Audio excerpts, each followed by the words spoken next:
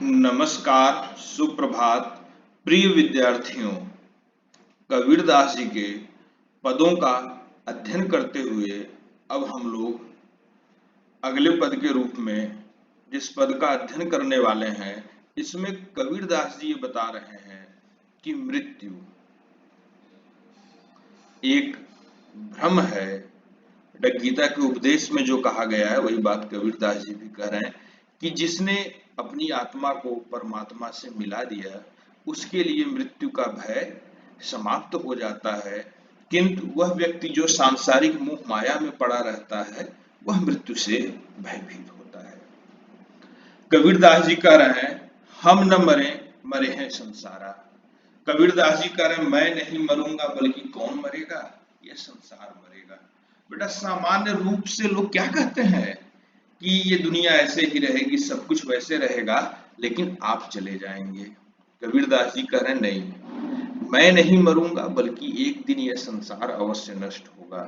कबीरदास जी क्यों नहीं मरेंगे बेटा? क्योंकि वो मानते हैं कि वह उस परमात्मा के, ब्रह्म के अंश है जो अमर है।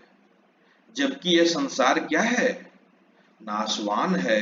संसार का एक दिन नाश होना तय है, किंतु आत्मा जो ब्रह्म का अंश है वह ब्रह्म के साथ सदैव जीवित रहेगी।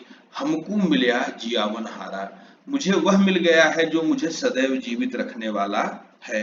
वह ज्ञान मिल गया है, वह दृष्टि मिल गई है जो मुझे सदैव जीवित रखने वाली है।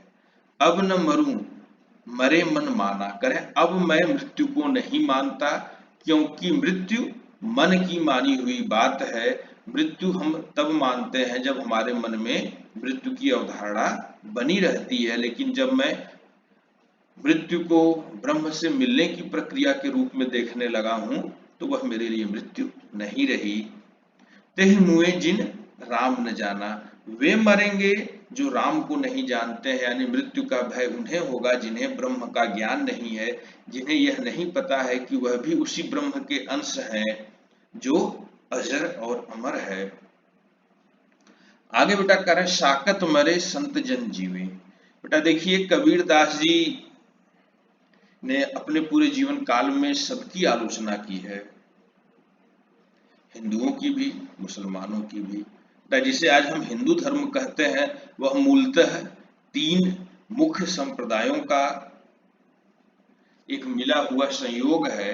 बेटा इन संप्रदायों में भी फिर कई कई विचारधारा, कई कई मत थे, लेकिन बेटा मूल रूप से जो तीन संप्रदाय हैं वह शाक्त यानी बेटा जो देवी को मानते हैं, शक्ति को मानते हैं, शैव जो शिव को मानते हैं, और वैष्णव जो विष्णु को मानते हैं।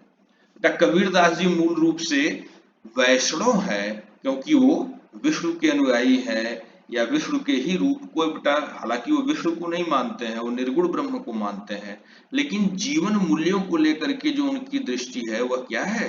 वैष्णव संस्कारों से युक्त है, यानी शाकाहारी भोजन से लेकर के जाति पात के भेदभाव से मुक्त रखना, जीवों पर दया करना, करुणा को महत्व देना, ये सारे जो जीवन मूल्य हैं जो वैष्णव धर्म से आते हैं उन्हें कबीरदास जी स्वीकार करते हैं। और सबसे अधिक यदि कबीर घृणा करते हैं किसी से तो शाक्तों से, जो देवी के उपासक थे।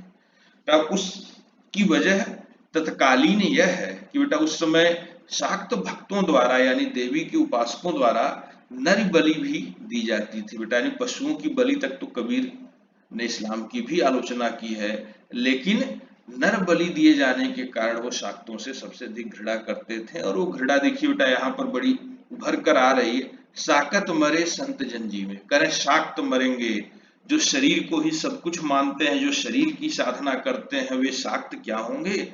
मर जाएंगे। लेकिन जो संत हैं, जो वैष्णव भक्त हैं, जन जीवे, वे जीवित रहेंगे, वो अपने ब्रह्म में मिलकर जीवित रहेंगे। भरी भरी राम रसायन पिए, भर भर के क्या करेंगे? राम रस का पान करेंगे। हर मरी है तो हम हूं मरी है। अब बेटा कबीरदास जी तर्क कर रहा है कि अगर कोई यह सिद्ध कर ले कि ब्रह्म मरता हो तो मैं यह मान लूंगा कि मैं भी मरूंगा, क्योंकि मैं ब्रह्म का अंश हूं। हरि न मरे हम काहू को मरी है। लेकिन यदि ब्रह्म नहीं मरता है तो उसी ब्रह्म का अंश होने के नाते मैं भी नहीं मरूंगा, मैं भी अजर अमर रहूंगा। कहे कबीर मन मन ही मिलावा।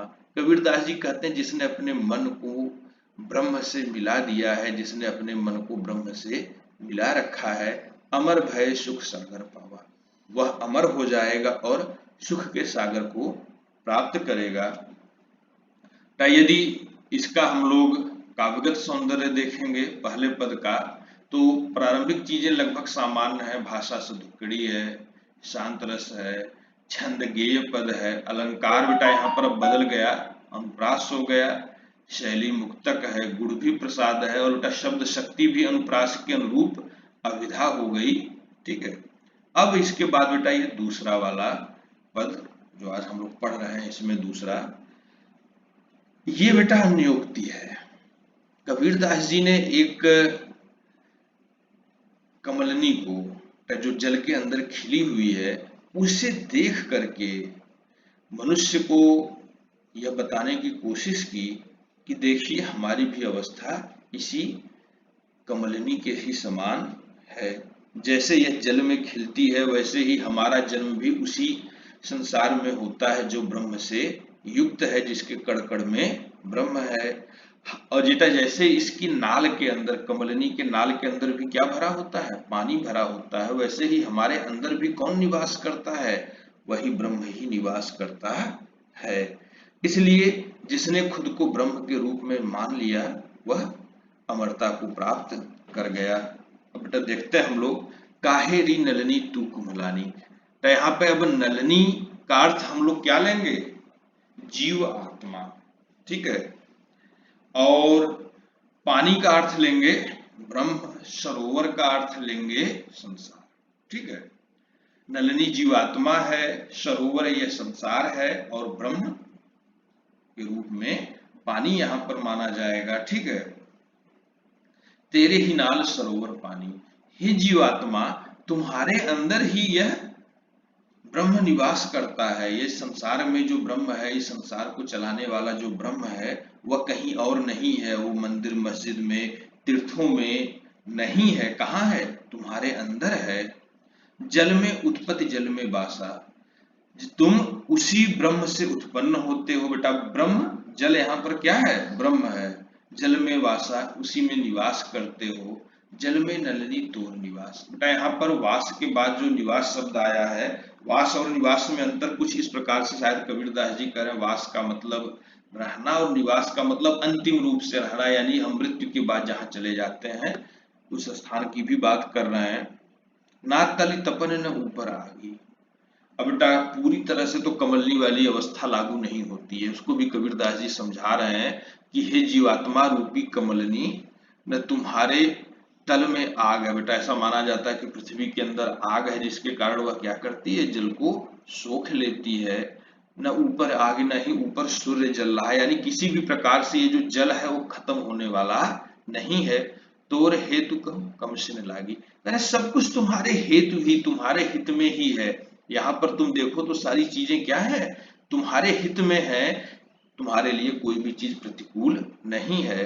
कहें कबीर जे उदिक समाना। कबीरदास जी कह रहे हैं जिसने खुद को उदिक, बेटा उदिक जल को कहते हैं, जिसने खुद को जल के समान मान लिया है, ते नहीं मुए हमारे जाना, वह कभी नहीं मरेगा ऐसा मैं जानता हूं।